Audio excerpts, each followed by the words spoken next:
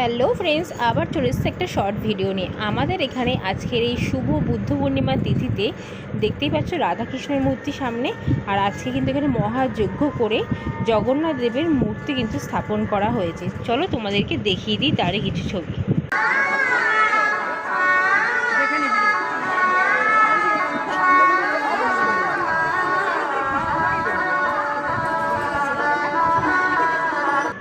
এটা হচ্ছে জগন্নাথ দেবের জন্য এই মন্দিরটা স্থাপন করা হয়েছিল, আর আজকেই উদ্বোধন হলো, দেখতেই পাচ্ছ।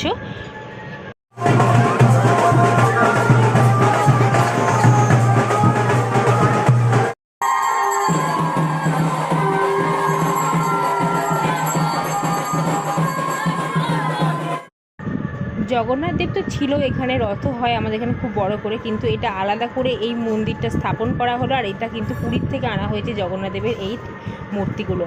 তো চলো এরপর শোভাযাত্রা শুরু হবে, সেটাও তোমার সঙ্গে শেয়ার করব পার্ট 2-তে। সেটা আসতে চলেছে শোভাযাত্রাটা।